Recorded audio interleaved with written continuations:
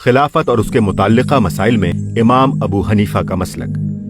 سیاست کے باب میں امام ابو حنیفہ اپنی ایک نہایت مفصل رائے رکھتے تھے جو ریاست و امارت کے قریب قریب ہر پہلو پر حاوی تھی اور بعض بنیادی امور میں دوسرے ائمہ سے مختلف بھی تھی۔ یہاں ہم اس کے ایک ایک شعبے کو لے کر اس کے بارے میں امام کی آراء پیش کریں گے۔ نمبر 1، حاکمیت کا مسئلہ۔ ریاست کا خواہ کوئی نظریہ بھی زیر بحث ہو، اس میں اولین سوال یہ ہوتا ہے کہ وہ نظریہ حاکمیت کس کے لیے ثابت کرتا ہے۔ اس حاکمیت کے باب میں امام ابو حنیفہ کا نظریہ وہی تھا جو اسلام کا مسلم بنیادی نظریہ ہے، یعنی اصل حاکم خدا ہے، رسول اس کے نمائندے کی حیثیت سے مطاع ہیں، اور خدا اور رسول کی شریعت وہ قانون برتر ہے جس کے مقابلے میں اطاعت و اتباع کے سوا اور کوئی طرز عمل اختیار نہیں کیا جا سکتا۔ چونکہ امام اصلاً ایک قانونی آدمی تھے، اس لیے انہوں نے اس مضمون کو علم سیاست کے بجائے قانون کی زبان میں بیان کیا ہے۔ مجھے جب کوئی حکم خدا کی کتاب میں مل جاتا ہے تو میں اسی کو تھام لیتا ہوں، اور جب اس میں نہیں ملتا تو رسول اللہ صلی اللہ علیہ وآلہ وسلم کی سنت اور آپ کے ان صحیح آثار کو لیتا ہوں جو ثقہ لوگوں کے ہاں ثقہ لوگوں کے واسطے سے معروف ہیں۔ پھر جب نہ کتاب اللہ میں حکم ملتا ہے اور نہ سنت رسول اللہ میں، تو میں اصحاب رسول کے قول یعنی ان کے اجماع کی پیروی کرتا ہوں، اور ان کے اختلاف کی صورت میں جس صحابی کا قول چاہتا ہوں قبول کرتا ہوں، اور جس کا چاہتا ہوں چھوڑ دیتا ہوں، مگر ان سب کے اقوال سے باہر جا کر کسی کا قول نہیں لیتا۔ رہے دوسرے لوگ تو جس طرح اجتہاد کا انہیں حق ہے، مجھے بھی حق ہے۔ ابن حزم کا بیان ہے، تمام اصحاب ابو حنیفہ اس پر متفق ہیں کہ ابو حنیفہ کا مذہب یہ تھا کہ ضعیف حدیث بھی اگر مل جائے تو اس کے مقابلے میں قیاس اور رائے کو چھوڑ دیا جائے۔ اس سے یہ بات صاف ظاہر ہوتی ہے کہ وہ قرآن اور سنت کو آخری سند یعنی فائنل اتھارٹی قرار دیتے تھے۔ ان کا یہ عقیدہ کہ قانونی حاکمیت یعنی لیگل سوورنٹی خدا اور اس کے رسول کی ہے۔ ان کے نزدیک قیاس و رائے سے قانون سازی کا دائرہ صرف ان حدود تک محدود تھا جس میں خدا اور رسول کا کوئی حکم موجود نہ ہو۔ صحابہ رسول کے انفرادی اقوال کو دوسروں کے اقوال پر جو ترجیح وہ دیتے تھے، اس کی وجہ بھی دراصل یہ تھی کہ صحابی کے معاملے میں یہ امکان موجود ہے کہ اس کے علم میں رسول اللہ صلی اللہ علیہ وآلہ وسلم کا کوئی حکم ہو اور وہی اس کے قول کا ماخذ ہو۔ اسی لیے امام ابو حنیفہ اس بات کا التزام کرتے تھے کہ جن مسائل میں صحابہ کے درمیان اختلاف ہوا ہے ان میں کسی صحابی کے قول ہی کو اختیار کریں اور اپنی رائے سے کوئی ایسا فیصلہ نہ کریں جو تمام صحابیوں کے اقوال سے مختلف ہو، کیونکہ اس میں نادانستہ سنت کی خلاف ورزی ہو جانے کا اندیشہ تھا۔ البتہ وہ قیاس سے یہ رائے قائم کرنے کی کوشش کرتے تھے کہ ان میں سے کس کا قول سنت سے قریب تر ہو سکتا ہے۔ اگرچہ امام پر ان کے زمانہ حیات ہی میں یہ الزام لگا دیا گیا تھا کہ وہ قیاس کو نص پر ترجیح دیتے ہیں، مگر انہوں نے اس کی تردید کرتے ہوئے کہا، بخدا اس شخص نے جھوٹ کہا اور ہم پر افطرا کیا جس نے کہا کہ ہم قیاس کو نص پر مقدم رکھتے ہیں، بھلا نص کے بعد بھی قیاس کی کوئی حاجت رہتی ہے؟ خلیفہ المنصور نے ایک مرتبہ ان کو لکھا کہ میں نے سنا ہے آپ قیاس کو حدیث پر مقدم رکھتے ہیں۔ انہوں نے جواب میں لکھا، امیر المومنین، جو بات آپ کو پہنچی ہے وہ صحیح نہیں ہے۔ میں سب سے پہلے کتاب اللہ پر عمل کرتا ہوں، پھر رسول اللہ صلی اللہ علیہ وآلہ وسلم کی سنت پر، پھر ابو بکر و عمر اور عثمان و علی رضی اللہ عنہم کے فیصلوں پر، پھر باقی صحابہ کے فیصلوں پر، البتہ جب ان میں اختلاف ہو تو قیاس کرتا ہوں۔ نمبر 2، خلافت کے انعقاد کا صحیح طریقہ۔ خلافت کے متعلق امام ابو حنیفہ کی رائے یہ تھی کہ پہلے بزور اقتدار پر قبضہ کرنا اور بعد میں دباؤ کے تحت بیعت لینا، اس کے انعقاد کی کوئی جائز صورت نہیں ہے۔ صحیح خلافت وہ ہے جو اہل الرائے لوگوں کے اجتماع اور مشورے سے قائم ہو۔ اس رائے کو انہوں نے ایک ایسے نازک موقع پر بیان کیا جبکہ اسے زبان پر لانے والے کا سر اس کی گردن پر باقی رہنے کا احتمال نہ تھا۔ المنصور کے حاجب ربیع بن یونس کا بیان ہے کہ منصور نے امام مالک، ابن ابی ذئب اور امام ابو حنیفہ کو بلایا اور ان سے کہا، یہ حکومت جو اللہ تعالیٰ نے اس امت میں مجھے عطا کی ہے، اس کے متعلق آپ لوگوں کا کیا خیال ہے؟ کیا میں اس کا اہل ہوں؟ امام مالک نے کہا، اگر آپ اس کے اہل نہ ہوتے تو اللہ اسے آپ کے سپرد نہ کرتا۔ ابن ابی ذئب نے کہا، دنیا کی بادشاہی اللہ جس کو چاہتا ہے عطا کرتا ہے، مگر آخرت کی بادشاہی اسی کو دیتا ہے جو اس کا طالب ہو اور جسے اللہ اس کی توفیق دے۔ اللہ کی توفیق آپ سے قریب ہوگی اگر آپ اس کی اطاعت کریں، ورنہ اس کی نافرمانی کی صورت میں وہ آپ سے دور رہے گی۔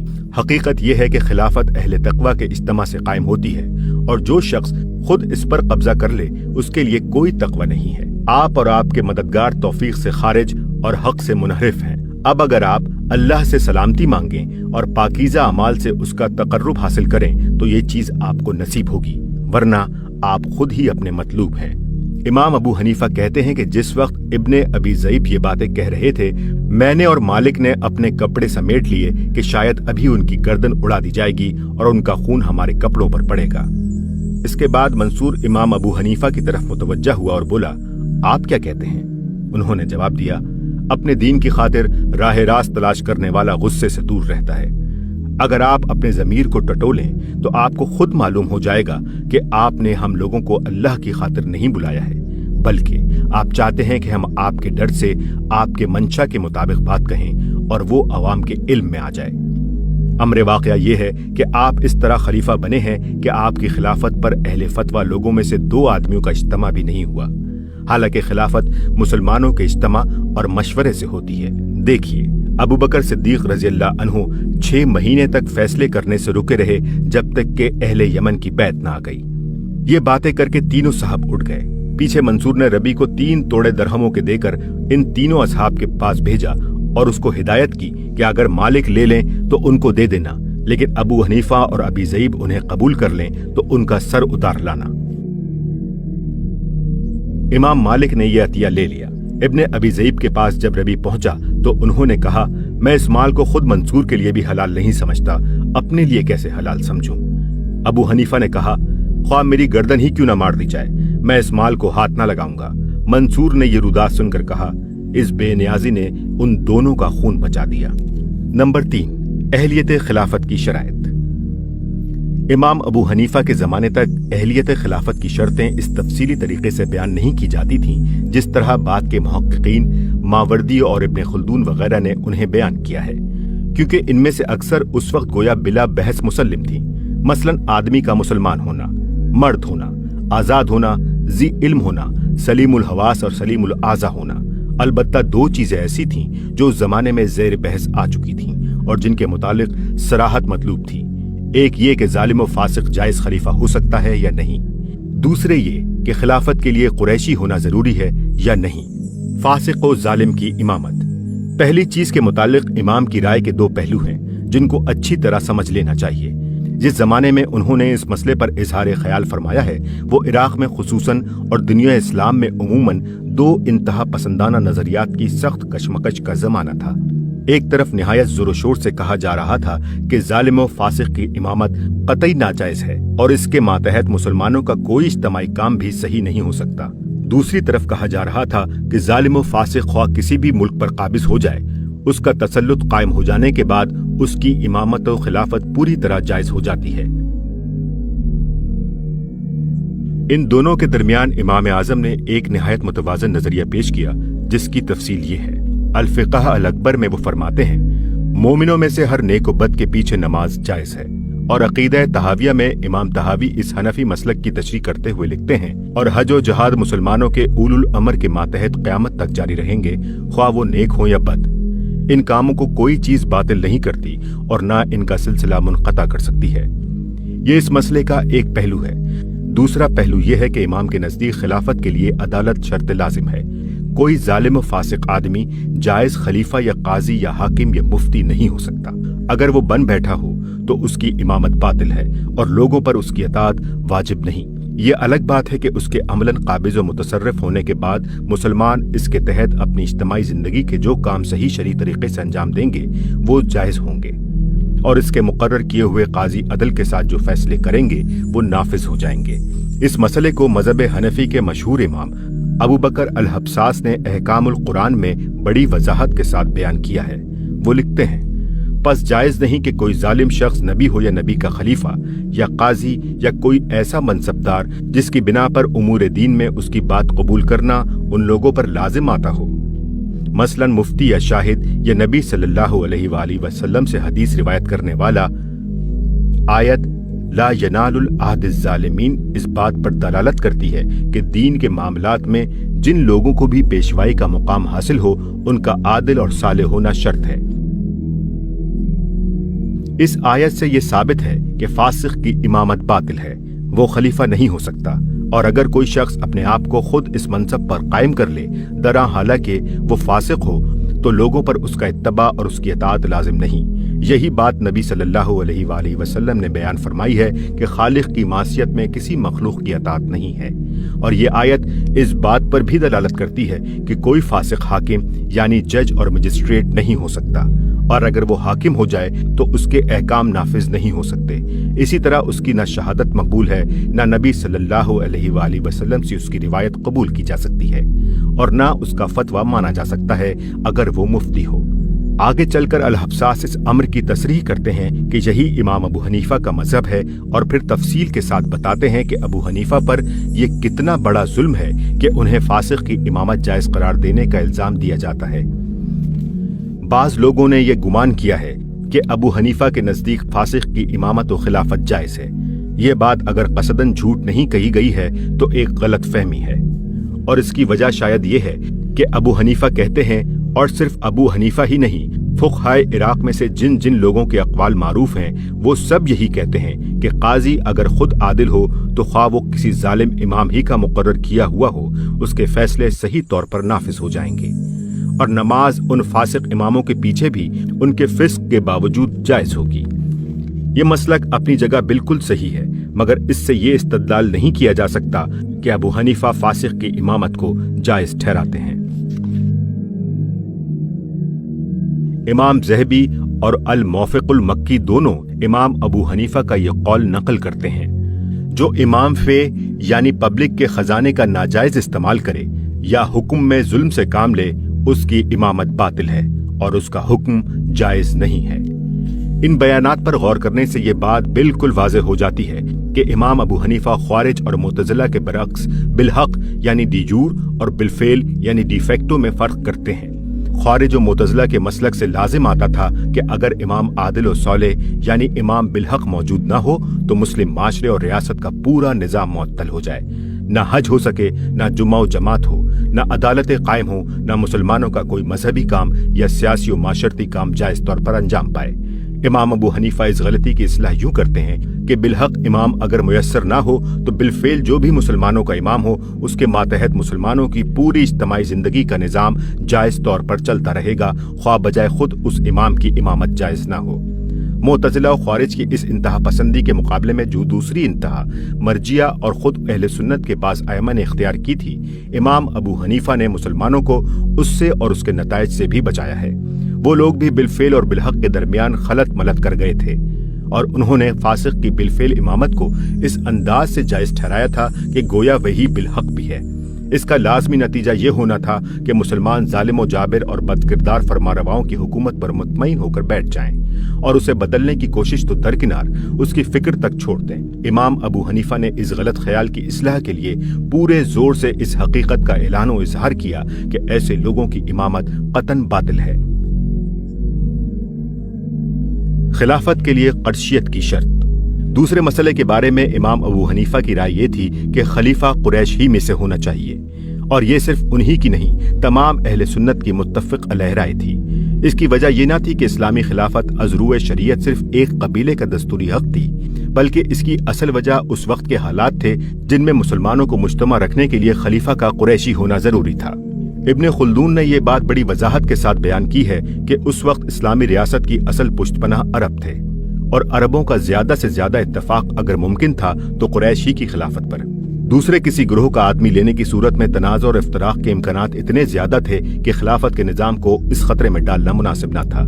اسی وجہ سے نبی صلی اللہ علیہ وآلہ وسلم نے ہدایت کی تھی کہ امام قریش میں سے ہوں، ورنہ اگر یہ منصب غیر قریشی کے لیے شرعاً ممنوع ہوتا تو حضرت عمر اپنی وفات کے وقت یہ نہ کہتے کہ اگر حذیفہ کے آزاد کردہ غلام سالم زندہ ہوتے تو میں ان کو اپنا جانشین تجویز کرتا۔ نبی صلی اللہ علیہ وآلہ وسلم نے خود بھی قریش میں خلافت رکھنے کی ہدایت دیتے ہوئے یہ بات واضح کر دی تھی کہ یہ منصب ان کے اندر اس وقت تک رہے گا جب تک ان میں مخصوص صفات باقی رہیں گی۔ اس سے خود بخود یہ نتیجہ نکلتا ہے کہ ان صفات کے فقدان کی صورت میں خلافت غیر قریش کے لیے بھی ہو سکتی ہے۔ یہی اصل فرق ہے امام ابو حنیفہ اور جمیع اہل سنت کے مسلک ان خوارج و معتزلہ کے مسلک میں جو مطلقاً غیر قریشی کے لیے خلافت کا جواز ثابت کرتے تھے، بلکہ ایک قدم آگے بڑھ کر غیر قریشی کو خلافت کا زیادہ حقدار قرار دیتے تھے۔ ان کی نگاہ میں اصل اہمیت جمہوریت کی تھی، خواہ اس کا نتیجہ انتشار ہی کیوں نہ ہو، مگر اہل سنت والجماعت کو جمہوریت کے ساتھ ریاست کے استحکام کی بھی فکر تھی۔ نمبر 4، بیت المال۔ اپنے وقت کے خلفاء کی جن باتوں پر امام سب سے زیادہ معترض تھے، ان میں سے ایک سرکاری خزانے پر ان کے بے جا تصرفات اور لوگوں کی املاک پر ان کی دسترازیاں تھیں۔ ان کے نزدیک حکم میں جور اور بیت المال میں غلول یعنی خیانت ایک امام کی امامت کو باطل کر دینے والے افعال تھے، جیسا کہ ہم اوپر الذہبی کے حوالے سے نقل کر چکے۔ وہ اس کو بھی جائز نہ رکھتے تھے کہ بیرونی ممالک سے جو ہدیے اور تحفے خلیفہ کے پاس آئیں ان کو وہ اپنی ذاتی ملک بنا لے۔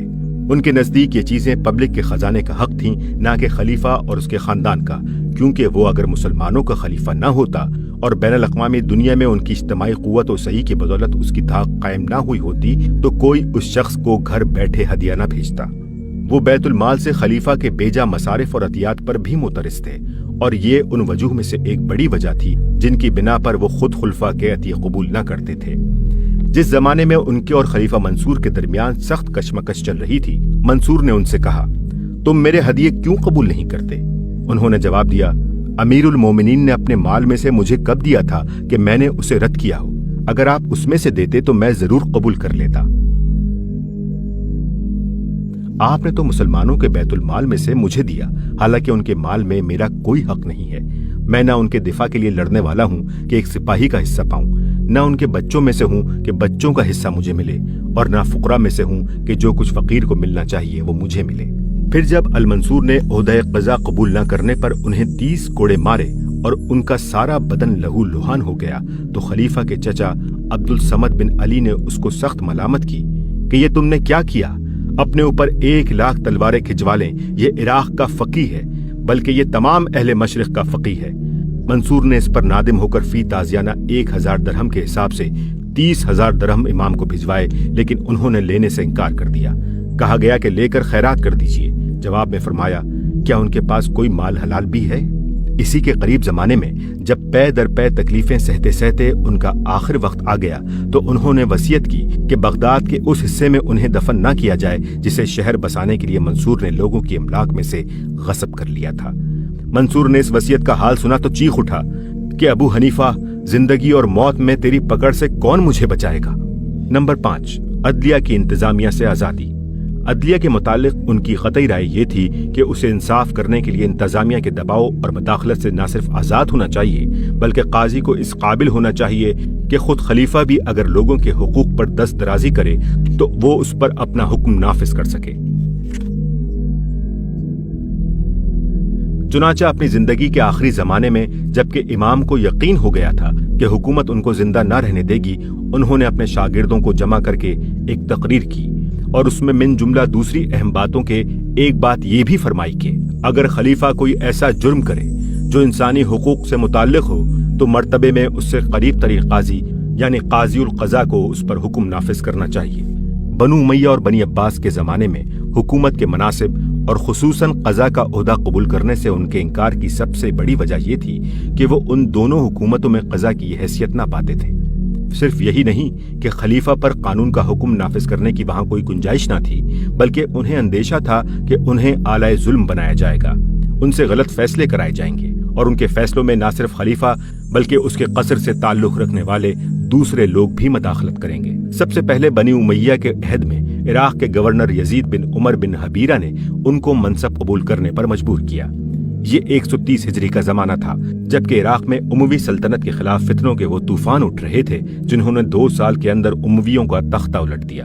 اس موقع پر ابن حبیرہ چاہتا تھا کہ بڑے بڑے فقہا کو ساتھ ملا کر ان کے اثر سے فائدہ اٹھائے، چنانچہ اس نے ابن ابی لیلہ، داؤد بن ابی الہند، ابن شبرما وغیرہ کو بلا کر اہم مناصب دیے۔ پھر ابو حنیفہ کو بلا کر کہا کہ میں آپ کے ہاتھ میں اپنی مہر دیتا ہوں، کوئی حکم نافذ نہ ہوگا جب تک کہ آپ اس پر مہر نہ لگائیں، اور کوئی مال خزانے سے نہ نکلے گا جب تک آپ اس کی توثیق نہ کریں۔ امام نے یہ ذمہ داری قبول کرنے سے انکار کیا تو اس نے انہیں قید کر دیا اور کوڑے लगवाने की धमकी दी। दूसरे फुकहा ने इमाम को समझाया कि अपने ऊपर रहम करो, हम सब इस खिदमत से नाखुश हैं, मगर मजबूरन इसे कबूल किया, तुम भी मान लो। इमाम ने जवाब दिया, अगर वो मुझसे चाहे कि उसके लिए वासित की मस्जिद के दरवाजे गिनूं, तब भी मैं कबूल ना करूंगा। कजा कि वो चाहता है कि वो किसी आदमी के कत्ल का हुक्म लिखे और मैं इस फरमान पर मोहर लगाऊं। खुदा की कसम, मैं इस जिम्मेदारी में शरीक ना होऊंगा। इस सिलसिले में इब्ने हबीरा ने उनके सामने और खिदमात पेश की और वो इनकार करते रहे। फिर उसने उनको काजी कूफा बनाने का फैसला किया और इस पर कसम खा ली कि अबू हनीफा इनकार करेंगे तो मैं उन्हें कोड़े लगवाऊंगा। अबू हनीफा ने भी जवाब में कसम खाई और कहा, दुनिया में उसके कोड़े खा लेना मेरे लिए आखिरत की सजा भुगतने से ज्यादा सहल है।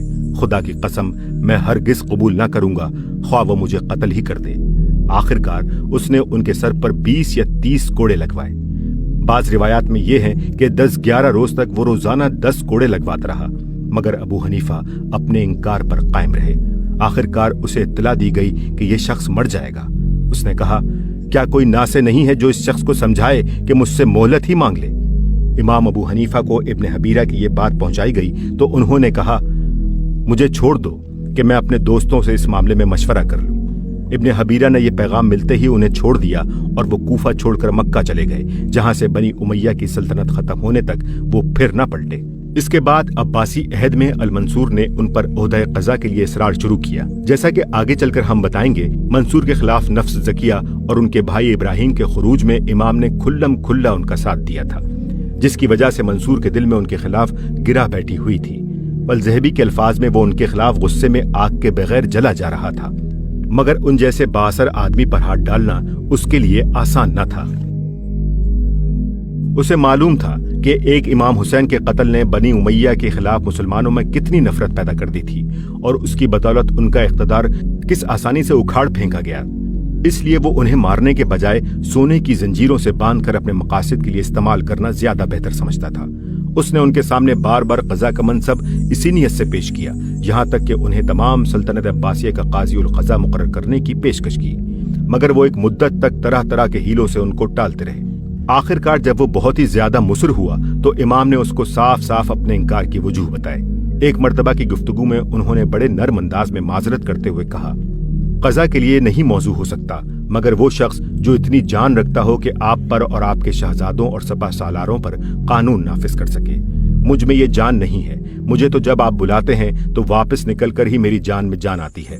एक और मौके पर ज्यादा सख्त गुफ्तगू हुई, जिसमें उन्होंने खलीफा को मुखातिब करके कहा, खुदा की कसम, मैं तो अगर रजामंदी से भी ये ओहदा कबूल करूं तो आपके भरोसे के लायक नहीं हूं। कजा के नाराजी के साथ मजबूरन कबूल करूं। अगर किसी मामले में मेरा फैसला आपके खिलाफ हुआ और फिर आपने मुझे धमकी दी कि या तो मैं तुझे फरात में गर्क कर दूंगा वरना अपना फैसला बदल दे, तो मैं गर्क हो जाना कबूल कर लूंगा मगर फैसला ना बदलूंगा। फिर आपके बहुत से अहले दरबार भी हैं, उन्हें तो कोई ऐसा काजी चाहिए जो आपकी खातिर उनका भी लिहाज करे। इन बातों से जब मंसूर को यकीन हो गया कि ये शख्स इस सुनहरी पिंजरे में बंद होने के लिए तैयार नहीं है, तो वो उरिया इंतकाम पर उतर आया। उन्हें कोड़ों से पिटवाया, जेल में डालकर खाने पीने की सख्त तकलीफें दी, फिर एक मकान में नजरबंद कर दिया जहां बकौले बाज तबई मौत से और बकौले बाज जहर से उनकी जिंदगी का खात्मा हो गया। नंबर 6, आजादी इजहार राय का हक। इमाम के नजदीक मुस्लिम माशरे और इस्लामी रियासत में क़ज़ा की आज़ादी के साथ आज़ादी इजहार राय की भी बहुत बड़ी अहमियत थी, जिसके लिए कुरान और सुन्नत में अमर बिल मारूफ और नही अनिल मुनकर की इस्तिलाह इस्तेमाल की गई है। महज इजहार राय तो निहायत नारवा भी हो सकता है, फितना अंगेज भी हो सकता है, अखलाक और दयानत और इंसानियत के खिलाफ भी हो सकता है, जिसे कोई कानून बर्दाश्त नहीं कर सकता। लेकिन बुराइयों से रोकना और भलाई के लिए कहना एक सही इजहार राय है, और इस्लाम ये इस्तिलाह इख्तियार करके इजहार आरा की तमाम सूरतों में से उसी को मखसूस तौर पर अवाम का न सिर्फ हक करार देता है बल्कि उसे उनका फर्ज भी ठहराता है। इमाम अबू हनीफा को इस हक और इस फर्ज की अहमियत का सख्त एहसास था, क्योंकि उनके जमाने के सियासी निजाम में मुसलमानों का यह हक सलब कर लिया गया था और उसकी फर्जियत के मामले में भी लोग मुजब्जब हो गए थे। उस जमाने में एक तरफ मर्जिया अपने अकायद की तबलीग से लोगों को गुनाह पर जुर्रत दिला रहे थे, दूसरी तरफ हशूया इस बात के कायल थे कि हुकूमत के मामले में अमर बिल मारूफ और नही अनिल मुनकर एक फितना है, और तीसरी तरफ बनी उमैया और बनी अब्बास की हुकूमतें ताकत से मुसलमानों की इस रूह को कुचल रही थीं कि वो उमरा के फिस्क व फुजूर और जुल्म व जोर के खिलाफ आवाज उठाएं। इसलिए इमाम अबू हनीफा ने अपने कौल और अमल दोनों से इस रूह को जिंदा करने की और इसके हुदूद वाज़े करने की कोशिश की। अल-हब्सास का बयान है कि इब्राहिम अल-जाए खुरासान के एक मशहूर व बाअसर फकीह के सवाल पर इमाम ने फरमाया कि अमर बिल मारूफ और नही अनिल मुनकर फर्ज है, और उनको अकरमा अन इब्न अब्बास की सनद से रसूलुल्लाह सल्लल्लाहु अलैहि वसल्लम का ये इरशाद सुनाया कि अफजलुश शुहदा एक तो हमजा बिन अब्दुल मुत्तलिब हैं, दूसरे वो शख्स जो जालिम इमाम के सामने उठकर उसे नेक बात कहे और बदी से रोके और इस कसूर में मारा जाए। इब्राहिम पर इमाम की इस तलकीन का इतना जबरदस्त असर पड़ा कि वो जब खुरासान वापस गए तो उन्होंने अब्बासी सल्तनत के बानी अबू मुस्लिम खुरासानी को उसके जुल्म सितम और नाहक की खूनरेजी पर बरमला टोका और बार बार टोका, यहाँ तक कि आखिरकार उसने उन्हें कत्ल कर दिया। इब्राहिम बिन अब्दुल्ला नफ्स ज़किया के भाई के खुरूज के जमाने में इमाम अबू हनीफा का अपना तर्ज अमल ये था कि वो अब्दुल्ला नफ्स ज़किया के भाई के खुरूज के जमाने में इमाम अबू हनीफा का अपना तर्ज अमल ये था कि वो इलानिया उनकी हिमायत और अल मंसूर की मुखालफत करते थे, हालांकि अल मंसूर उस वक्त कूफा ही में मौजूद था। इब्राहिम की फौज बसरे से कूफे की तरफ बढ़ रही थी और शहर में रात भर कर्फ्यू रहता था।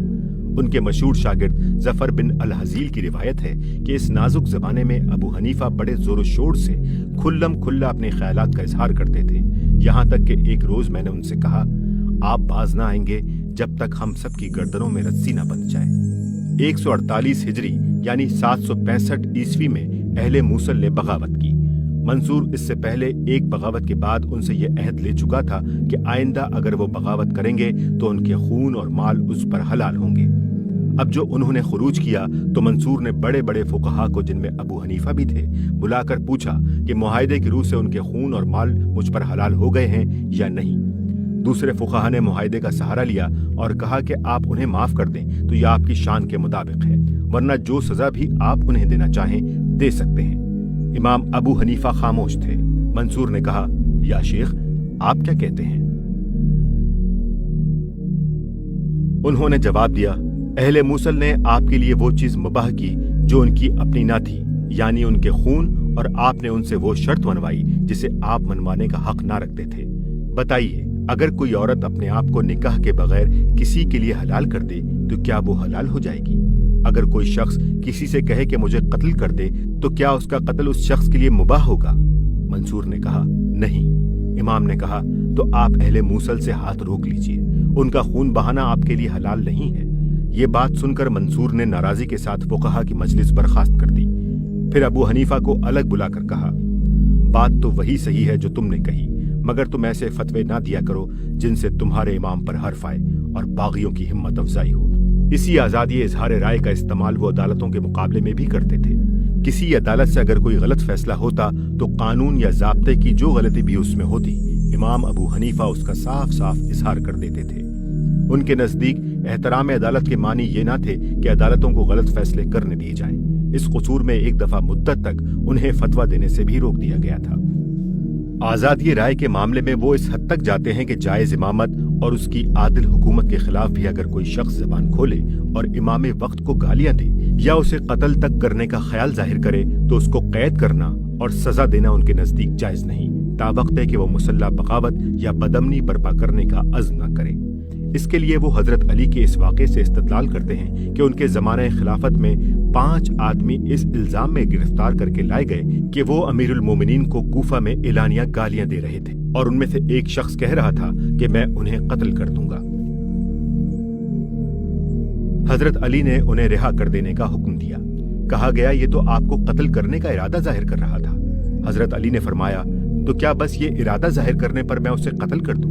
कहा गया, और ये लोग आपको गालियां दे रहे थे? फरमाया, तुम चाहो तो तुम भी उन्हें गालियां दे सकते हो। इसी तरह वो मुखालिफीन हुकूमत के मामले में हजरत अली के इस ऐलान से भी इस्तदलाल करते हैं जो उन्होंने ख्वारिज के बारे में किया था कि हम तुमको मस्जिदों में आने से नहीं रोकेंगे, हम तुम्हें मफतूहा अम्वाल के हिस्से से महरूम न करेंगे जब तक तुम हमारे खिलाफ कोई मुसल्लह कार्रवाई न करो। नंबर 7, जालिम हुकूमत के खिलाफ खुरूज का मसला।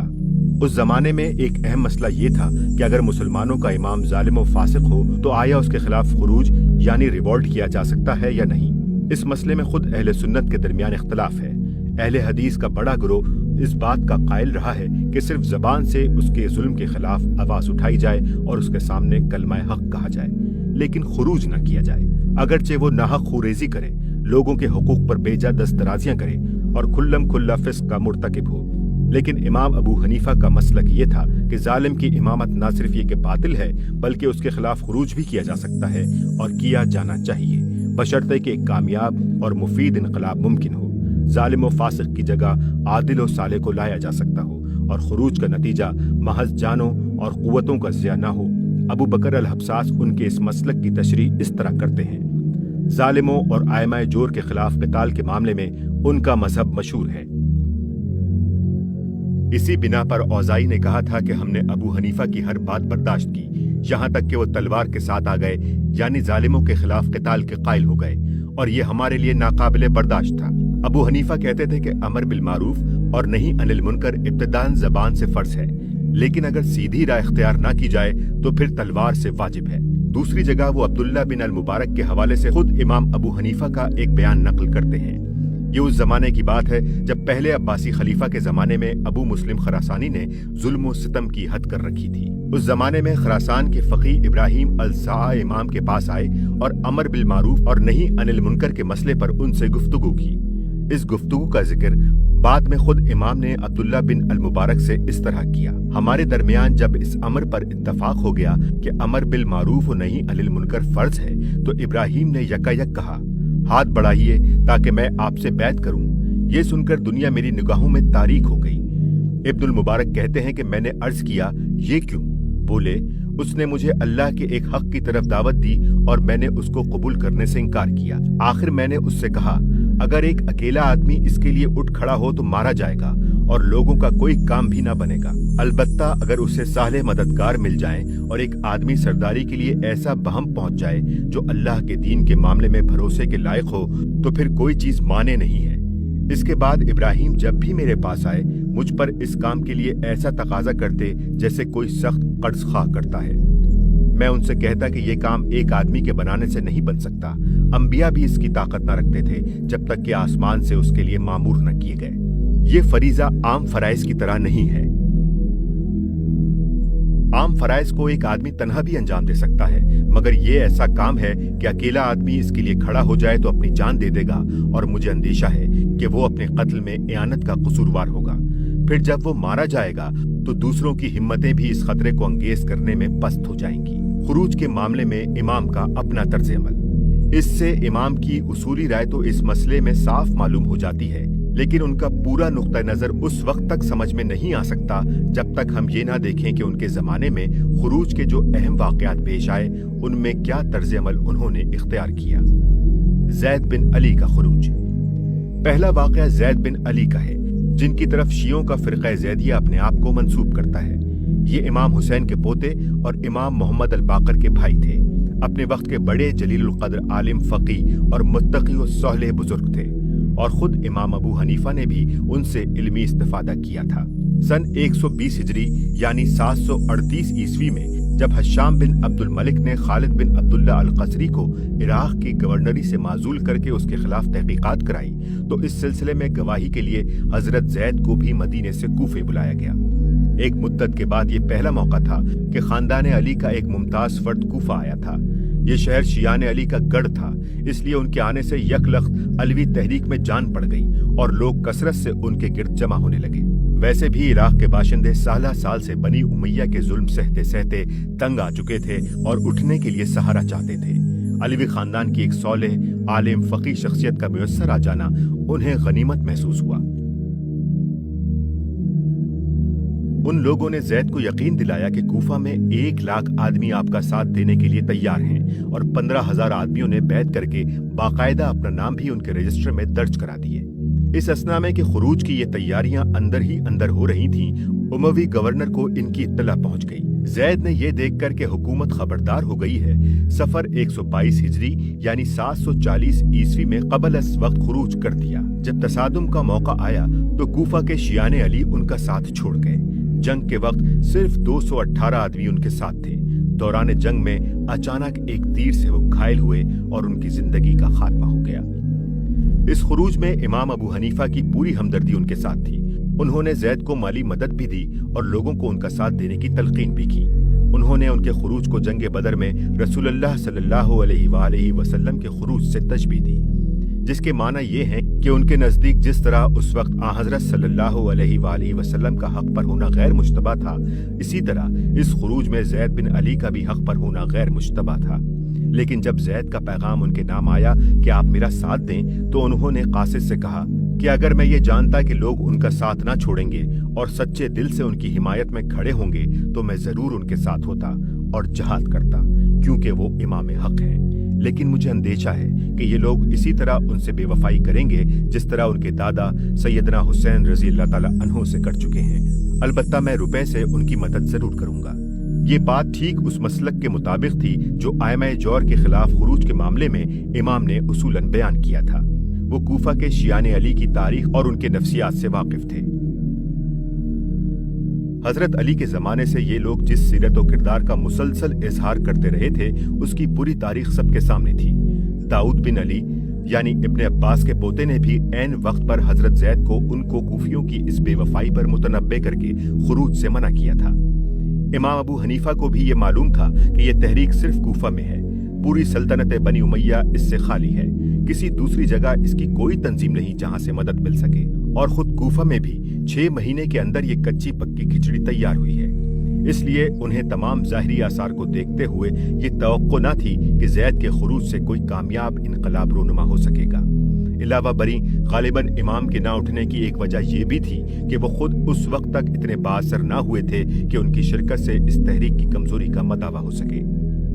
120 ہجری تک عراق کے مدرسہ اہل الرائے کی امامت حماد کو حاصل تھی اور ابو حنیفہ اس وقت تک محض ان کی ایک شاگرد کی حیثیت رکھتے تھے۔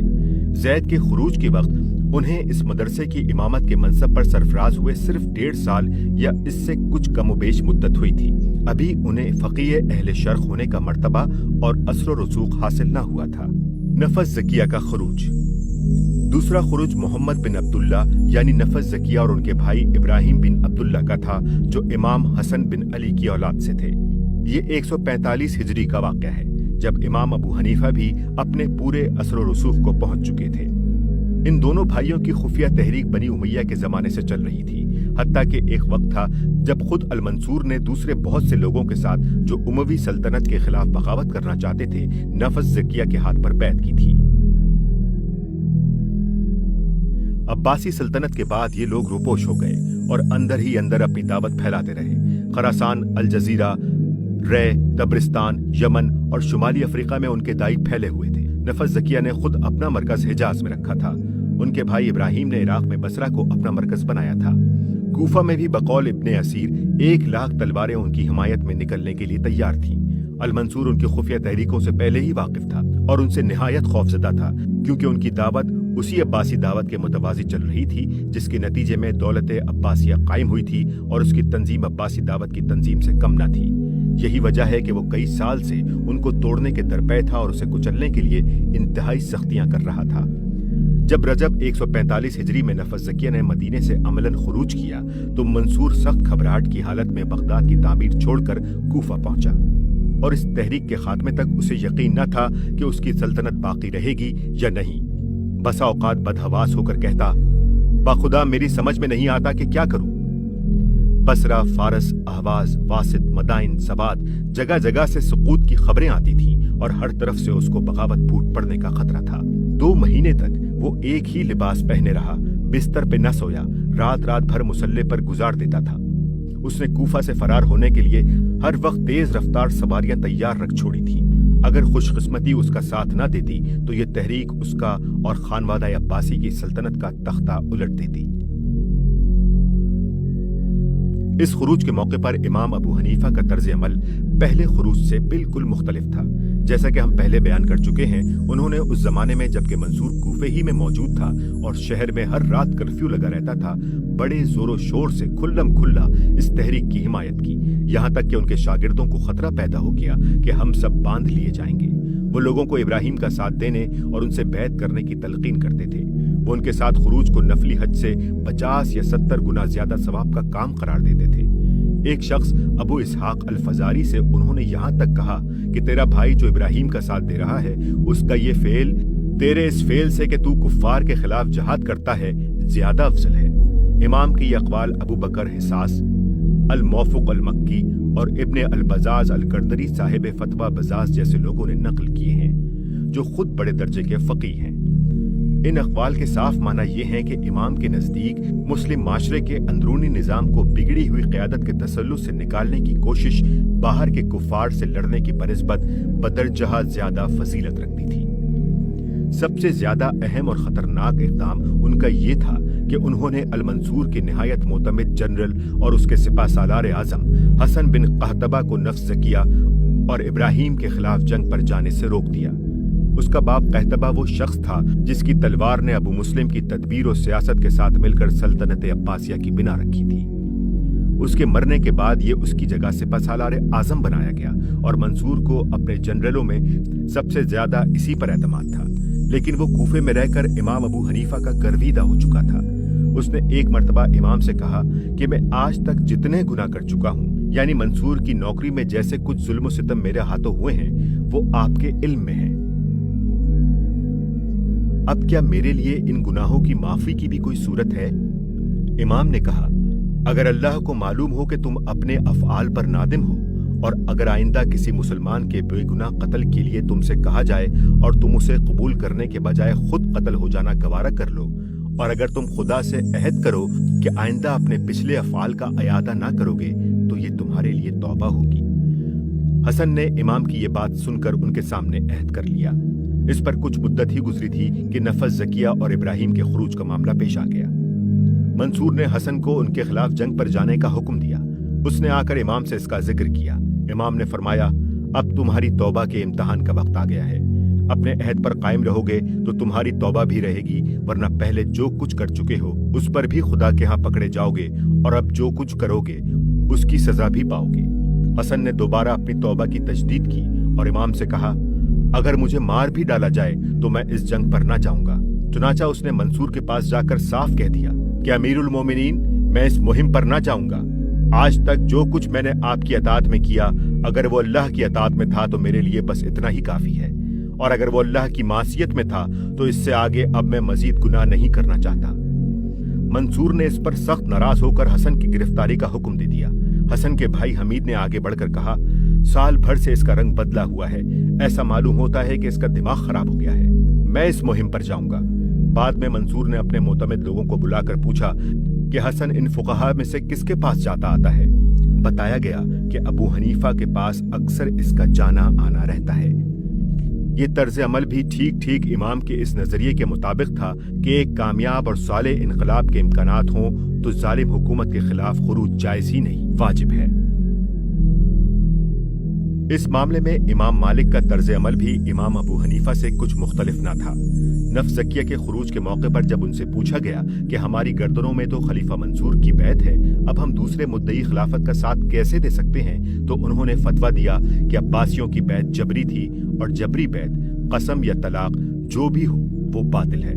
इस फतवे की वजह से बकसरत लोग नफ्स ज़किया के साथ हो गए और बाद में इसका खमियाजा इमाम मालिक को यह भुगतना पड़ा कि मदीने के अब्बासी गवर्नर जाफर बिन सुलेमान ने उन्हें कोड़े लगवाए और उनका हाथ शाने से उखड़ गया। इमाम अबू हनीफा इस मसलक में मुनफरिद नहीं है। ये ख्याल करना सही ना होगा कि खुरूज के मसले में अहले सुन्नत के दरमियान इमाम अबू हनीफा अपनी राय में मुनफरिद हैं। अम्र वाक़या ये है कि पहली सदी हिजरी में अकाबिर अहले दीन की राय वही थी जो इमाम आज़म ने अपने कौल और अमल से जाहिर फरमाई है। बैत खिलाफत के बाद हजरत अबू बकर ने सबसे पहले खुतबा जो दिया उसमें वो फरमाते हैं, मेरी अताअत करो जब तक मैं अल्लाह और उसके रसूल की अताअत करूं, लेकिन अगर मैं अल्लाह और उसके रसूल की नाफरमानी करूं तो मेरी कोई अताअत तुम पर नहीं है। हाशिया, अब्बासियों का कायदा था कि वो बैत लेते वक्त लोगों से ये अहद लेते थे कि अगर वो इस बैत की खिलाफ वर्जी करें तो उनकी बीवियों पर तलाक है। इसीलिए इमाम मालिक ने बैत के साथ कसम और तलाक बिल जबर का मसला भी बयान किया। हजरत उमर रज़ी अल्लाह तआला अन्हु फरमाते हैं, जिसने मुसलमानों के मशवरे के बगैर किसी शख्स की बैत की, वो बैत करने वाला और जिससे उसने बैत की अपने आप को भी और उसको भी धोखा देता है और अपने आप को कत्ल के लिए पेश करता है। यजीद की कायम शुदा इमारत के मुकाबले में जब हजरत हुसैन रज़ी अल्लाह तआला अन्हु उठे तो बकसरत सहाबा जिंदा थे और फुक़हाए ताबईन का तो करीब करीब सारा ग्रोह ही मौजूद था।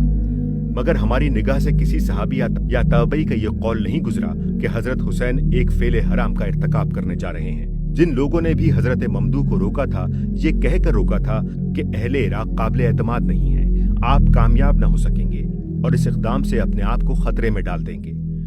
बअल्फाज़ दीगर उन सब की राय इस मसले में वही थी जो बाद में इमाम अबू हनीफा ने जाहिर फरमाई कि फासिद इमारत के खिलाफ खुरूज बजाय खुद नाजायज नहीं है, मगर इस इक़दाम से पहले ये देख लेना जरूरी है कि आया बिगड़े हुए निज़ाम को बदल कर सोहले निज़ाम कायम हो जाने का इम्कान है या नहीं। इमाम हुसैन अहले कूफा के पै दर पै खुतूत की बिना पर ये समझ रहे थे कि उन्हें इतने हामी मिल गए हैं जिन्हें साथ लेकर वो एक कामयाब इनकलाब बर्पा कर सकते हैं। इसीलिए वो मदीने से चल खड़े हुए। बखलाफ उसके जो सहाबा उनको रोक रहे थे, उनका ये ख्याल था कि अहले कूफा ने उनके वालिद हजरत अली और उनके भाई हजरत हसन के साथ जो बेवफाइयां की थीं, उनकी बिना पर वो एतमाद के लायक नहीं है। हाशिया, ये बुखारी की रिवायत के अल्फाज हैं। एक और रिवायत में हजरत उमर के ये अल्फाज भी वारिद हुए हैं कि जिस शख्स को मशवरे के बगैर अमारत दी जाए उसके लिए उसका कबूल करना हलाल नहीं है। इमाम अहमद ने हजरत उमर का यह कौल भी नकल किया है कि जिस शख्स ने मुसलमानों के मशवरे के बगैर किसी अमीर की बैत की, उसकी कोई बैत नहीं और ना उस शख्स की कोई बैत है जिससे उसने बैत की। मसनद अहमद। इस तरह इमाम हुसैन और उन सहाबा के दरमियान इख्तलाफ तदबीर के लिहाज से था, ना कि जवाज व अदम जवाज के लिहाज से। इसी तरह जब हज्जाज बिन यूसुफ के जालिमाना दौरे विलायत में अब्दुर्रहमान बिन अशअस ने बनी उमैया के खिलाफ खुरूज किया तो उस वक्त के बड़े बड़े फुकहा सईद बिन जुबैर, अल-शुबई, इब्ने अबी लैला और अबुल बख्तरी उसके साथ खड़े हो गए। इब्ने कसीर का बयान है कि कुरा यानी उलमा व फुकहा की एक पूरी रेजिमेंट उसके साथ थी। फिर जो उलमा उसके साथ खड़े ना हुए, उनमें से भी किसी ने ये नहीं कहा कि यह खुरूज नाजायज है।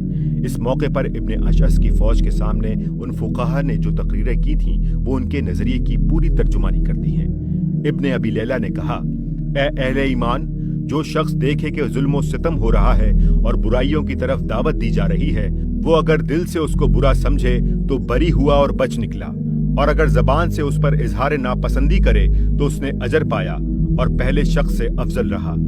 मगर ठीक ठीक राह हक पाने वाला और यकीन के नूर से दिल को रोशन कर लेने वाला वही है जो अल्लाह का बोल बाला और जालिमों का बोल नीचा करने की खातिर ऐसे लोगों की मुखालफत तलवार से करे।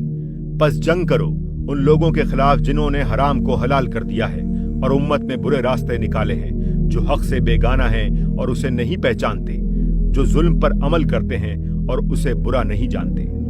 अल-शुबी ने कहा, उनसे लड़ो और ये ख्याल ना करो कि उनके खिलाफ जंग करना कोई बुरा फेल है।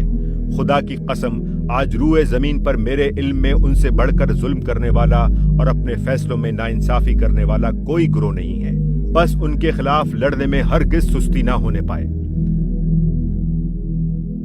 सईद बिन जुबैर ने कहा, उनसे लड़ो इस बिना पर कि वो हुकूमत में जालिम हैं, दीन में सरकश हैं, कमजोरों को जलील करते हैं और नमाजों को जाया करते हैं। इन फुकहा के बरक्स जिन बुजुर्गों ने हज्जाज के खिलाफ खुरूज में इब्ने अशअस का साथ नहीं दिया, उन्होंने भी ये नहीं कहा कि ये खुरूज बजाय खुद हराम है, बल्कि ये कहा कि ऐसा करना मसलहत के खिलाफ है। चुनाचा हजरत हसन बसरी से जब इस मामले में पूछा गया तो उन्होंने फरमाया, खुदा की कसम, अल्लाह ने हज्जाज को तुम पर यूं ही मुसल्लत नहीं कर दिया, बल्कि ये तुम्हारे लिए एक सजा है। लिहाजा अल्लाह की सजा का मुकाबला तलवार से ना करो, बल्कि सब्र व सुकून के साथ इसे सहो और अल्लाह के हुजूर गिड़गिड़ा कर माफी चाहो। ये थी पहली सदी के अहले दीन की आम राय। इमाम अबू हनीफा ने उसी दौर में आंखें खोली थी, इसीलिए उनकी राय भी वही थी जो उन लोगों की थी। इसके बाद दूसरी सदी के आखिरी दौर में वो दूसरी राय जाहिर होनी शुरू हुई जो अब जमहूर अहले सुन्नत की राय कही जाती है। इस राय के ज़हूर की वजह यह ना थी कि कुछ नसूस क़तिया उसके हक़ में मिल गई थीं जो पहली सदी के अकाबिर से पोशीदा थीं, या माज़अल्लाह पहली सदी वालों ने नसूस के खिलाफ मसलक इख्तियार कर रखा था, बल्कि दरअसल इसके दो वजूद थे। एक ये कि जब्बारों ने पुरअमन जमहूरी तरीक़ों से तब्दीली का कोई रास्ता खुला ना छोड़ा था। दूसरे ये कि तलवार के जरिए से तब्दीली की जो कोशिश हुई थी उनके ऐसे नताइज पै दर पै होते चले गए जिनको देखकर इस रास्ते से भी खैर की तवक्को बाकी न रही। बाब नहुम, इमाम अबू यूसुफ रहमतुल्लाह अलैह और उनका काम। इमाम अबू हनीफा की जिंदगी में उनके सियासी मसलक और हुकूमत के साथ उनके तर्क ताउन की वजह से सल्तनत अब्बासिया और हनफी मदरसा फ़िक्र के ताल्लुकात निहायत कशीदा हो चुके थे, और ये असर बाद में भी अच्छी खासी मुद्दत तक बाकी रहा। एक तरफ इस मदरसे के अकाबिर अपने तर्क ताल्लुक पर जमे रहे, चुनाचा इमाम अबू हनीफा की वफात के बाद उनके नामवर शागिर्द जफर बिन अल हुज़ैल को जब मनसब क़ज़ा कबूल करने पर मजबूर किया गया तो उन्होंने भी इनकार कर दिया और जान बचाने के लिए रूपोश हो गए। दूसरी तरफ अल मंसूर से लेकर हारून रशीद के इब्तदाई अहद तक सल्तनत का रुझान ये रहा कि इस मदरसा फ़िक्र के असर की मज़ाहमत की जाए, और इसी बिना पर मंसूर और उसके जानशीन ये कोशिश करते रहे कि मुल्क के निज़ाम कानून का जो खला एक मुदव्विन कानून मांग रहा है उसे किसी दूसरी तदवीन से भरा जाए। इस गर्ज के लिए अल मंसूर और अल मेहदी ने भी अपने अपने ज़मानों में इमाम मालिक को सामने लाना चाहा, और हारून रशीद ने भी 174 हिजरी में हज के मौके पर यह ख्वाहिश जाहिर की कि उनकी किताब अल मुता को मुल्क का कानून बनाया जाए। लेकिन आखिरकार इस मदरसा फ़िक्र से एक ऐसी ताकतवर शख्सियत उठी जिसने अपनी आला काबिलियत और अपने जबरदस्त असर व रसूख से सल्तनत अब्बासिया के कानूनी इंतशार को खत्म किया, हनफी फ़िक़ा को मुल्क का कानून बनाया और सल्तनत को एक आइन पर कायम कर दिया। ये शख्सियत इमाम अबू हनीफा के सबसे बड़े शागिर्द इमाम अबू यूसुफ की थी। हालात ज़िंदगी। उनका असल नाम याकूब था, अरब के कबीला बजीला से थे और मदीना के अंसार से ननियाली ताल्लुक और हलफ के ताल्लुक की बिना पर उनका खानदान अंसारी कहलाता था। कूफे के बाशिंदे थे। 113 हिजरी यानी 731 ईस्वी में पैदा हुए। इब्तदाई तालीम के बाद फ़िक़ा को उन्होंने इख्तिसासी तालीम के लिए पसंद किया और अब्दुर्रहमान बिन अबी लैला की शागिर्दी इख्तियार की। फिर इमाम अबू हनीफा के हल्क़े दर्स में आए और मुस्तकिल तौर पर उन्हीं से वाबस्ता हो गए। वालिदैन निहायत गरीब थे, वो उनकी तालीम जारी न रखना चाहते थे। इमाम अबू हनीफा को जब उनके हालात का इल्म हुआ तो उन्होंने न सिर्फ उनके मसारिफ बल्कि उनके सारे घर के मसारिफ की किफ़ालत भी अपने ज़िम्मे ले ली। उनका अपना कौल है कि मुझे कभी इमाम अबू हनीफा से अपनी ज़रूरत बयान करने की हाजत पेश नहीं आई। वक्तन फ़वक्तन वो खुद ही मेरे घर इतना रुपया भेजते रहते थे कि मैं बिल्कुल बेफिक्र हो गया था। वो इब्तदा ही से अपने इस शागिर्द के मुतालिक बहुत पुरुमीद थे। चनाचा जब अबू यूसुफ के वालिद ने उन्हें मदरसे से उठा लेना चाहा तो इमाम ने फरमाया, अबू इसहाक की लड़का इंशाअल्लाह बड़ा आदमी बनेगा। इल्मी कमालात। उन्होंने इमाम अबू हनीफा के अलावा वक्त के दूसरे बड़े बड़े असातिज़ा से भी इस्तिफ़ादा किया और हदीस, तफसीर, मगाजी, तारीख़ अरब, लुगत, अदब और इल्म कलाम में भी महारत पैदा की। खुसूसन हदीस का वो वसी इल्म रखते थे। हाफिज़ हदीस थे और याहया बिन मोइन, अहमद बिन हम्बल और अली बिन अल-मदीनी जैसे लोगों ने उनको सक्का करार दिया है। उनके मुताल्लिक उनके हमअसरों की मुतफ़क्का राय ये थी कि अबू हनीफा के शागिर्दों में से कोई उनका हमसर ना था। तलहा बिन मोहम्मद कहते हैं कि वो अपने ज़माने के सबसे बड़े फ़क़ीह थे, कोई उनसे बढ़कर ना था। दाऊद बिन रशीद का कौल है कि अगर अबू हनीफा ने सिर्फ यही एक शागिर्द पैदा किया होता तो उनके फ़ख्र के लिए ये बिल्कुल काफ़ी था। अबू हनीफा खुद उनकी बड़ी कद्र करते थे। उनका कौल था कि मेरे शागिर्दों में सबसे ज्यादा जिसने इल्म हासिल किया वो अबू यूसुफ है। एक दफा वो सख्त बीमार हुए और जिंदगी की उम्मीद न रही। इमाम अबू हनीफा उनकी इयादत करके जब बाहर निकले तो कहने लगे, अगर ये जवान मर गया तो अपने पीछे इस जमीन पर अपने से ज्यादा बड़ा फकीह छोड़ कर न जाएगा। फ़िक़्ह हनफी की तदवीन। इमाम अबू हनीफा के बाद 16 साल तक ये भी अपने मदरसे की रिवायात के मुताबिक हुकूमत से बेताल्लुक रहे। इस दौरान में उन्होंने अपने उस्ताद के इल्मी और तालीमी काम को जारी रखा اور اس کے ساتھ ایک اہم خدمت یہ انجام دی کہ قانون کے اکثر و بیشتر شعبوں کے متعلق الگ الگ کتابیں مرتب کر دیں، جس میں امام ابو حنیفہ کے فیصلے اور خود اپنے اقوال باقاعدہ منضبط کر دیے۔ یہ کتابیں جب ملک میں پھیلیں تو نہ صرف یہ کہ عام علمی حلقوں کو انہوں نے متاثر کیا، بلکہ عدالتوں اور تمام سرکاری محکموں سے تعلق رکھنے والے لوگوں کی رائے بھی فقہ حنفی کے حق میں ہموار کر دی، کیونکہ اس وقت کوئی دوسرا مرتب و منظم قانون ذخیرہ ایسا موجود نہ تھا جو ان کی ضرورت اس طرح پوری کرتا۔ امام مالک کی الموطا اگرچہ جلد ہی میدان میں آ گئی، مگر وہ نہ اتنی جامع تھی نہ تدوین کے اعتبار سے اس قدر واضح کہ ایک حکومت کی ضروریات پوری کر سکتی۔ حاشیہ: واضح رہے کہ مذہب مالکی کے مطابق اسلامی فقہ کی تدوین، جس سے وہ ایک سلطنت کی ضرورت کے لیے کافی ہو سکے، بعد میں امام محمد کی کتابوں کے نمونے پر ہوئی۔ ابو یوسف کے اس علمی کام کا فائدہ یہ ہوا کہ ان کے برسر اقتدار آنے سے پہلے ہی فقہ حنفی دماغوں اور معاملات پر چھا چکی تھی، اور صرف اس امر کی کسر باقی تھی کہ سیاسی اقتدار باقاعدہ اس کو ملک کا قانون بنا دے۔ منصب قضا: شاید ابو یوسف بھی اپنے استاد کی طرح اپنی ساری زندگی حکومت سے عدم تعاون ہی کی روش پر گزار دیتے اگر ان کی معاشی حالت کچھ بھی درست ہوتی، لیکن وہ ایک غریب آدمی تھے اور امام ابو حنیفہ کی وفات کے بعد ایک فیاض سرپرست سے بھی محروم ہو چکے تھے۔ آخر افلاس نے نوبت یہاں تک پہنچا دی کہ اپنی بیوی کے مکان کا ایک شہتیر تک انہوں نے بیچ ڈالا، اور ان کی ساس نے اس پر انہیں کچھ اس طرح ملامت کی کہ ان کی غیرت اسے برداشت نہ کر سکی۔ یہی سبب تھا جس نے انہیں سرکاری ملازمت کرنے پر مجبور کر دیا۔ اس واقعے کے بعد 166 ہجری یعنی 782 عیسوی میں وہ بغداد گئے، خلیفہ المہدی سے ملے اور اس نے انہیں شرقی بغداد کا قاضی مقرر کر دیا۔ الہادی کے زمانے میں بھی وہ اسی پوزیشن پر رہے۔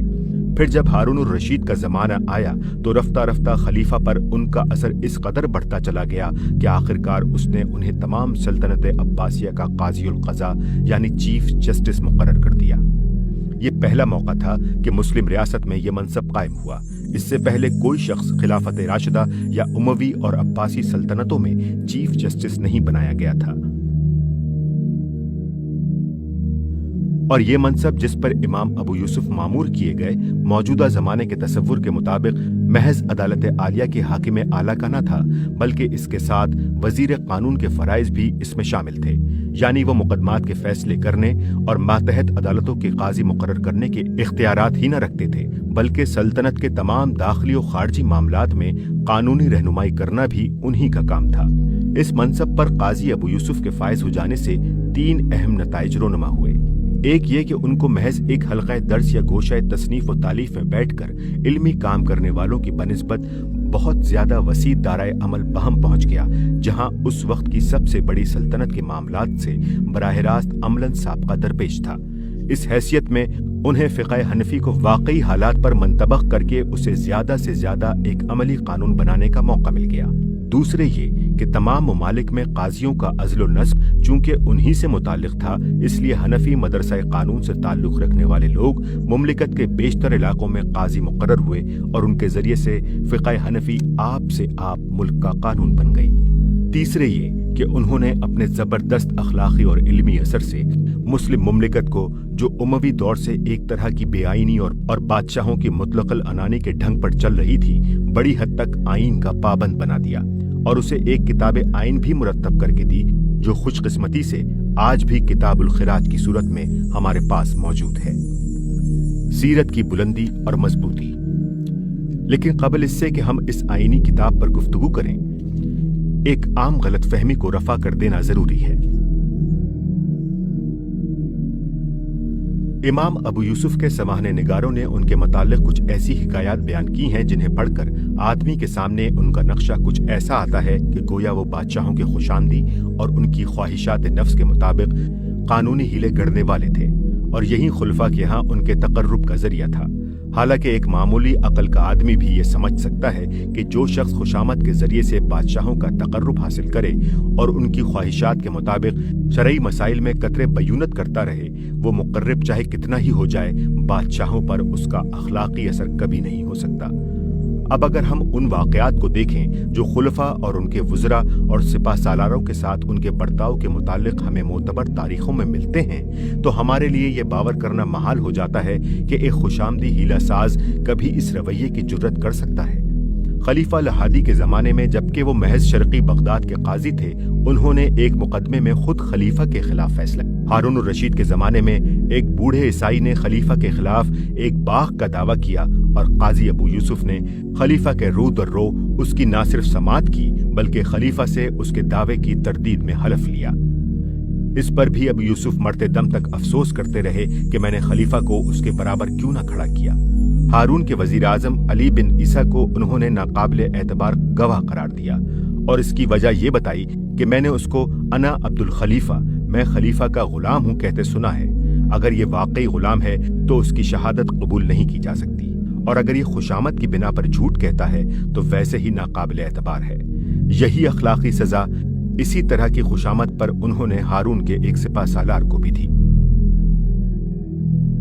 अब्दुल्ला बिन मुबारक का बयान है कि वो हारून रशीद के यहाँ इस शान से जाते थे कि सरा पर्दा के अंदर तक उनकी सवारी जाती थी, जहाँ वजीर आजम को भी पैदल जाना पड़ता था और खुद खलीफा आगे बढ़कर सलाम की इब्तिदा करता था।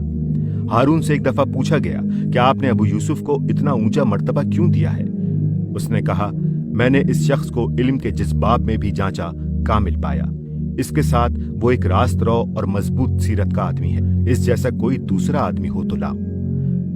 182 हिजरी यानी 798 ईस्वी में जब उनका इंतकाल हुआ तो हारून रशीद खुद उनके जनाजे के साथ पैदल गया, खुद नमाज जनाजा पढ़ाई, अपने खानदान के कब्रिस्तान में उन्हें दफन किया और कहा, यह ऐसा हादसा है कि तमाम अहले इस्लाम को इस पर एक दूसरे को ताज़ियत देनी चाहिए। सबसे बड़ी शहादत हमारे पास उनकी किताब अल खिराज है।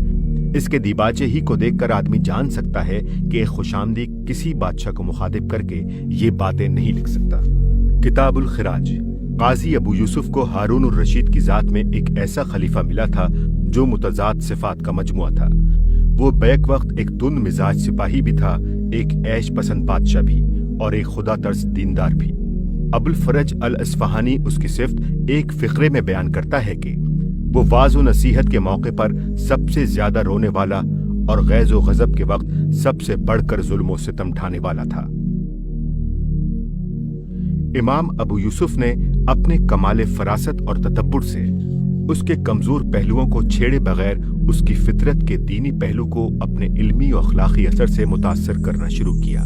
यहाँ तक कि एक वक्त ऐसा आया जब उसने खुद उन्हें उस काम पर मामूर किया कि वो सल्तनत के लिए एक किताब आइन मुरतब कर दें ताकि आइंदा उसी के मुताबिक मुल्क का इंतजाम किया जाए। यही किताबुल खिराज का सबब तालीफ था, जैसा कि इमाम मौसूफ ने इसके दिबाचे में बयान किया है। अमीरुल मोमिनीन ने मुझसे ये चाहा है कि मैं इनके लिए एक जामे किताब तैयार करूं जिसके मुताबिक खिराज, उशूर, सदक़ात और जजियों की तहसील में दूसरे उन मामलात में अमल किया जाए जिनके इंतजाम और इंसराम की जिम्मेदारी उन पर है। उन्होंने कुछ उमूर के मुताल्लिक सवालात भी मुझसे किए हैं जिनका वो तफसीली जवाब चाहते हैं ताकि आइंदा इन उमूर में इस पर अमल दरामद हो। किताब में जगह जगह उन्होंने हारून रशीद के भेजे हुए उन सवालात के जो हवाले दिए हैं उनको देखने से गुमान होता है कि गालिबन ये एक सवालनामा था जो हुकूमत के सेक्रेटेरिएट की तरफ से अहम दस्तूरी, कानूनी, इंतजामी और बैनुल-अक़वामी मसाइल के बारे में मुरतब किया गया था ताकि वजारत कानून से उसका वाज़ेह जवाब हासिल करके मुमलिकत का एक मुस्तकिल ज़ाब्ता बना दिया जाए। किताब के नाम से बज़ाहिर ये धोखा होता है कि सिर्फ खिराज यानी रेवेन्यू ही उसका मौजू है, लेकिन दरअसल वो मुमलिकत के करीब करीब तमाम मामलात से बहस करती है। अब हम इसकी दूसरी तफसीलात को छोड़कर सिर्फ इस पहलू से उसके मज़ामीन का जायजा लेंगे कि वो मुमलिकत का उसूली तसव्वुर और निज़ाम क्या पेश करती है। खिलाफत राशिदा की तरफ रुजू। सबसे पहली चीज जो पूरी किताब को बगौर पढ़ने से नुमायां तौर पर आदमी के सामने आती है वो ये है कि इमाम अबू यूसुफ खलीफा को बनी उमैया और बनी अब्बास की कैसरी और कसरवी रिवायात से हटाकर हर पहलू से खिलाफत राशिदा की रिवायात की इत्तबा की तरफ ले जाना चाहते हैं। उन्होंने अगरचे कहीं ये नहीं कहा है कि वो अपनी पेशरों की रिवायात छोड़ दे, लेकिन किसी जगह उन्होंने भूले से भी बनी उमैया तो दरकिनार खुद हारून रशीद के बाप दादा के तर्ज अमल और फैसलों को भी नजीर की हैसियत से पेश नहीं किया है। हर मामले में वो या तो कुरान और सुन्नत से इस्तदलाल करते हैं या फिर नज़ायर लाते हैं तो अबू बकर और उमर और उस्मान और अली के दौरे हुकूमत से, और बाद के खुलफा में से अगर किसी के अमाल को उन्होंने नज़ीर बनाया है तो वो अल मंसूर या अल मेहदी नहीं बल्कि बनी उमैया के खलीफा उमर बिन अब्दुल अजीज हैं। इसके साफ मानी ये थे कि सल्तनत अब्बासिया का ये आईने सल्तनत मुरतब करते वक्त उन्होंने उमर बिन अब्दुल अजीज के 2.5 साल को मुस्तस्ना करके हजरत अली की वफात से लेकर हारून रशीद के जमाने तक तकरीबन 132 साल की हुकूमत के पूरे रिवाज और तामुल को नजरअंदाज कर दिया। ये काम अगर किसी हक को फकीह ने महज वाज और नसीहत के तौर पर बिल्कुल गैर सरकारी हैसियत में किया होता तो इसकी कोई खास अहमियत न थी, लेकिन ये देखते हुए इसकी बहुत बड़ी अहमियत हो जाती है कि उसे एक चीफ जस्टिस और वजीर कानून ने अपनी पूरी सरकारी हैसियत में खलीफा वक्त की सुपर्द करदा एक खिदमत अंजाम देते हुए किया है। नंबर 1, हुकूमत का तसव्वुर। किताब के आगाज में ही वो खलीफा के सामने हुकूमत का जो तसव्वुर पेश करते हैं वो उनके अपने अल्फाज में ये है, ए अमीरुल मोमिनीन, अल्लाह ताला ने जो हम्दो सना का एक ही मुस्तहिक है आप पर एक बड़े भारी काम का बार डाला है। इसका सवाब सबसे बड़ा और इसकी सजा सबसे ज्यादा सख्त है। उसने इस उम्मत की सरबराही आपके सुपुर्द की है और आप शब रोज एक खल्क़ कसीर के लिए तामीर करते हैं। उसने आपको उनका राई बनाया है और उनकी इमामत आपके हवाले की है। इनके जरिए से आपको आजमाइश में डाला है और इनके मामलात चलाने की जिम्मेदारी आपको सौंप दी है। जो तामीर खौफ खुदा के सिवा किसी और चीज पर की जाए वो कुछ देर नहीं ठहरती कि अल्लाह उसे जड़ से उखाड़कर उसी पर गिरा देता है, और जो उसका बनाने वाला और उस तामीर में उसकी मदद करने वाला हो, राइयों को अपने रब के सामने इसी तरह हिसाब देना है जिस तरह दुनिया में कोई चरवाहा गल्ले के मालिक को हिसाब देता है। टेढ़ी राह ना चलिए कि आपका गल्ला टेढ़ा चलने लगे।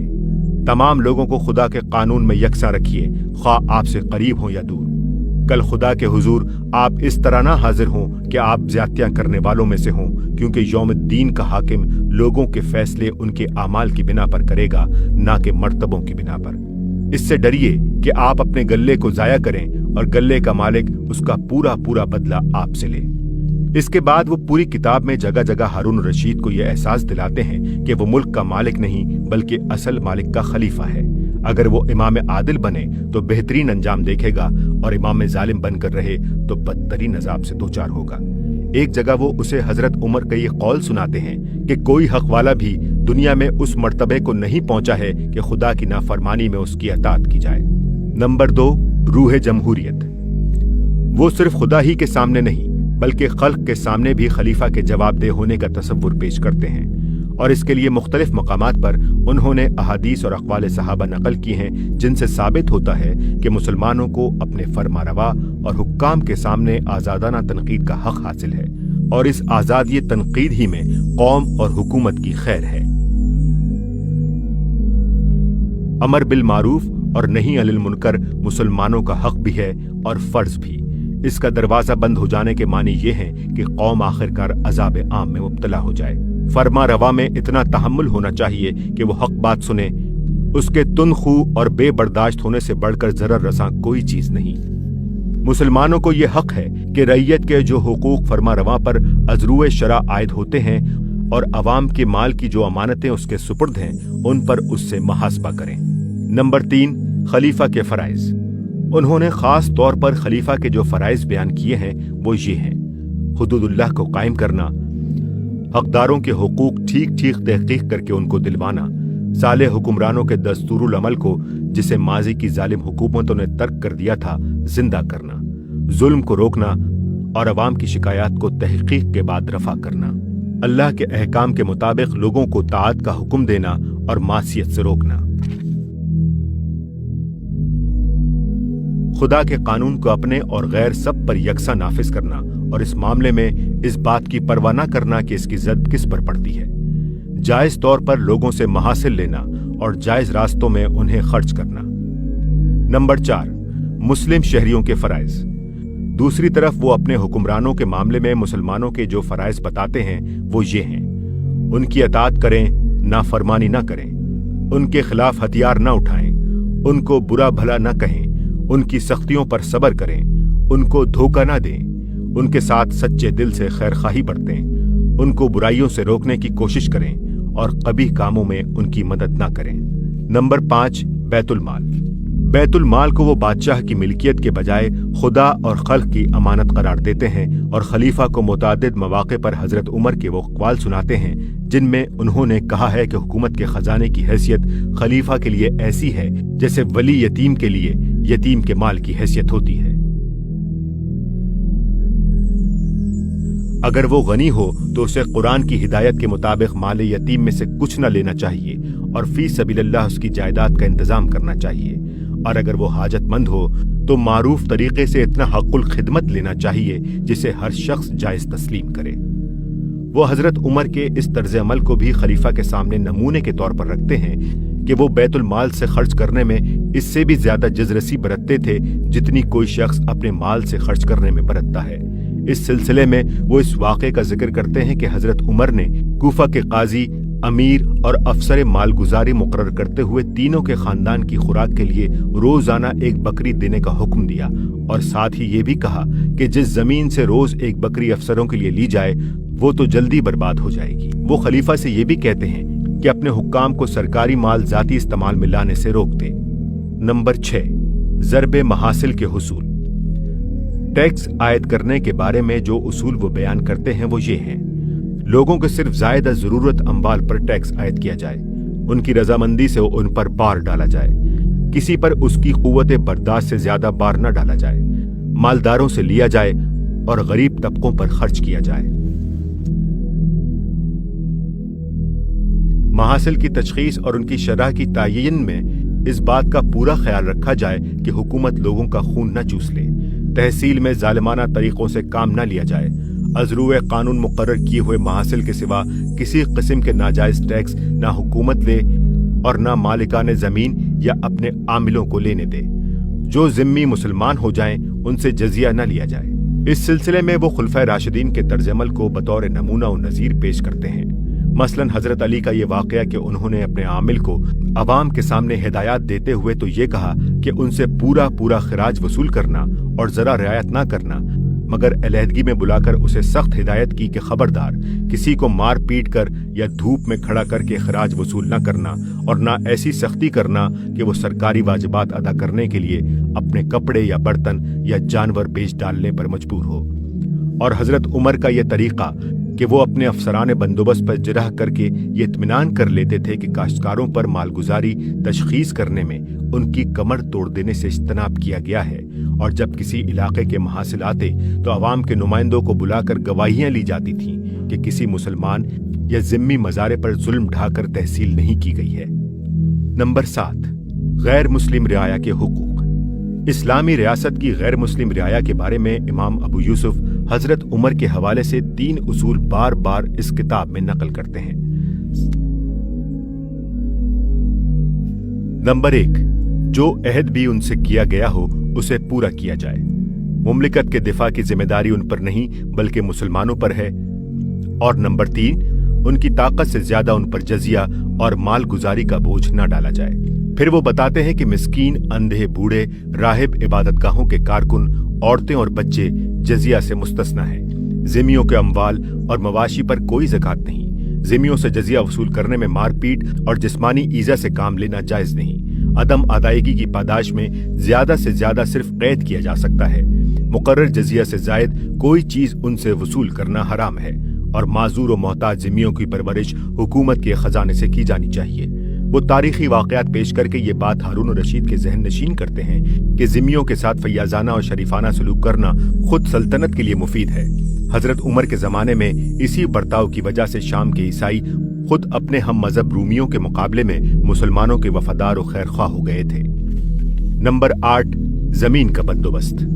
जमीन के बंदोबस्त के सिलसिले में इमाम अबू यूसुफ जमींदारी की इस किस्म को हराम करार देते हैं जिसमें हुकूमत काश्तकारों से मालगुजारी वसूल करने के लिए एक शख्स को उन पर जमींदार बनाकर बिठा देती है और उसे अमलन ये इख्तियार दे देती है कि हुकूमत का लगान अदा करने के बाद बाकी जो कुछ जिस तरह चाहे काश्तकारों से वसूल करता रहे। वो कहते हैं कि ये रैयत पर सख्त जुल्म और मुल्क की बर्बादी का मौजिब है और हुकूमत को यह तरीका कभी इख्तियार न करना चाहिए। इसी तरह वो इस तरीके को भी कतई हराम करार देते हैं कि हुकूमत किसी की जमीन लेकर किसी को जागीर में दे दे। वो कहते हैं कि इमाम इसका मजाज नहीं है कि किसी मुसलमान या जिम्मी के कब्जे से कोई चीज निकाल ले जब तक कि अज़रुए कानून उस पर कोई साबित या मारूफ हक वाजिब न आता हो। मनमाने तरीके पर लोगों की मिल्कियतें छीनकर दूसरों को अता करना उनके नजदीक डाका मारकर बख्शिश करने का हममानी है। वो कहते हैं कि जमीन के अतिये सिर्फ इस सूरत में जायज हैं जबकि गैर आबाद और गैर ममलूका जमीनें या लावारिस मतरूका अराजी आबादकारी के अगराज के लिए या हकीकी इज्तमाई खिदमात के सिले में इनाम के तौर पर माकूल हद के अंदर दी जाएं, और इस तरह का अतिया भी जिस शख्स को दिया जाए वो अगर 3 साल तक इसको आबाद न करे तो उससे वापस ले लिया जाना चाहिए। नंबर 9, जुल्म और सितम का इंसदाद। फिर वो हारून और रशीद से कहते हैं कि जालिम और खाइन लोगों को हुकूमत की खिदमत में इस्तेमाल करना और उन्हें महकमों का अफसर या इलाकों का हाकिम मुकर्रर करना आपके लिए हराम है। इस सूरत में जो जुल्म भी वो करेंगे उसका वबाल आपके ऊपर पड़ेगा। वो बार बार कहते हैं कि आप सौले, मुतदय्यन और खुदा तरस लोगों को अपनी हुकूमत के कामों में इस्तेमाल करें। जिन लोगों को भी सरकारी खिदमत के लिए चुना जाए उनकी अहलियत के साथ उनके अखलाक की तरफ से भी इत्मीनान कर लिया जाए और फिर उनके पीछे काबिल एतमाद मुखबिर लगा दिए जाएं ताकि अगर वो बिगड़ें और जुल्म और सितम या खयानत करने लगें तो बर वक्त खलीफा को उनके अमाल का हाल मालूम हो जाए और उनसे मुहासबा किया जा सके। वो हारून से ये भी कहते हैं कि खलीफा को खुद बराह रास्त अवाम की शिकायत सुननी चाहिए। अगर वो महीने में 1 दिन भी इजलास आम करे जिसमें हर मजलूम आकर अपनी शिकायत पेश कर सके और हुकूमत के अफसर जान लें कि खलीफा तक बराह रास्त उनके अफाल की इत्तलात पहुंच सकती हैं तो जुल्म सितम का सद्देबाप हो जाए। नंबर 10, अदलिया के बारे में वो कहते हैं कि उसका फरीजा इंसाफ और बेलाग इंसाफ है। जो सजा का मुस्तहिक हो उसे सजा न देना और जो मुस्तहिक ना हो उसे सजा देना दोनों यकसा हराम है। शुबहात में सजा ना दी जानी चाहिए। माफ करने में गलती करना सजा देने में गलती करने से बेहतर है। इंसाफ के मामले में हर किस्म की मदाखलत और सिफारिश का दरवाजा बंद होना चाहिए और किसी शख्स के मर्तबे या हैसियत का कतन लिहाज न होना चाहिए। नंबर 11, शख्सी आज़ादी का तहफ़्फ़ुज़। वो ये भी कहते हैं कि किसी शख्स को महज तोहमत की बिना पर कैद नहीं किया जा सकता। लाजिम है कि जिस शख्स के खिलाफ कोई इल्जाम हो इस पर बाकायदा मुकदमा चलाया जाए, शहादतें ली जाएं। अगर जुर्म साबित हो तो कैद किया जाए वरना छोड़ दिया जाए। वो खलीफा को मशवरा देते हैं कि तमाम लोग जो कैद खानों में महबूस हैं उनके मामले की तहकीकात होनी चाहिए। बिला सबूत और शहादत जो लोग भी कैद हों उन्हें रिहा कर देना चाहिए और आइंदा के लिए तमाम गवर्नरों को अहकाम देने चाहिए कि किसी शख्स को महज इल्जामात और तोहमतों की बिना पर मुकदमा चलाए बगैर कैद न किया जाए। वो इस बात को भी पूरे जोर के साथ कहते हैं कि मुल्जिमों को महज तोहमत की बिना पर मारना पीटना खिलाफे कानून है। शरन हर आदमी की पीठ उस वक्त तक महफूज है जब तक अदालत से वो ज़र्ब ताज़ियाना का मुस्तहिक न करार पा जाए। नंबर 12, जेल की इस्लाहात। उन्होंने जेल के बारे में जो इस्लाहात तजवीज़ की हैं उनमें वो कहते हैं कि जिस शख्स को कैद किया जाए उसका ये हक है कि उसे हुकूमत के खजाने से रोटी कपड़ा दिया जाए।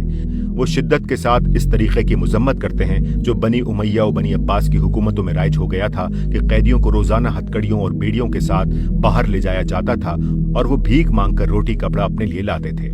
वो खलीफा से कहते हैं कि ये तरीका बंद होना चाहिए और कैदियों को सरकार की तरफ से गर्मी जाड़े का कपड़ा और पेट भर खाना मिलना चाहिए। इसी तरह वो इस बात की भी सख्त मजम्मत करते हैं कि लावारिस कैदी जब मर जाता है तो उसे बिला गुस्ल कफन और बिला नमाज जनाजा गाड़ दिया जाता है। वो कहते हैं कि अहले इस्लाम के लिए ये बड़े शर्म की बात है। ऐसे कैदियों की तजहीज और तकफीन और नमाज जनाजा का इंतजाम सरकार की तरफ से होना चाहिए। उन्होंने ये भी सिफारिश की है कि जेल में किसी कैदी को कत्ल के मुजरिमीन के सिवा बांध कर न रखा जाए। उनके काम की असल कदर व कीमत। ये खुलासा है उन आईनी तजावीज़ का जो इमाम अबू यूसुफ ने अब से 1200 बरस पहले एक मुतलकुल अनान फरमारवा के सामने उसके वजीर कानून और काज़ीउल क़ज़ा की हैसियत से पेश की थी। अगर इनको इस्लामी रियासत के बुनियादी उसूलों और खिलाफत राशिदा के दस्तूरुल अमल और खुद उनके उस्ताद इमाम अबू हनीफा की तालीमात के मुकाबले में देखा जाए तो ये उनसे बहुत कम नजर आती हैं। इनमें इंतखाबी खिलाफत के तस्वुर का शायबा तक नहीं है। इनमें शूरा के जरिए से हुकूमत करने का भी कोई जिक्र नहीं है। ये उस तस्वुर से भी खाली है कि इमाम जालिम को हुकूमत करने का कोई हक नहीं है और खल्क उसकी मजाज है कि उसकी हुकूमत की जगह बेहतर हुकूमत लाने की कोशिश करे।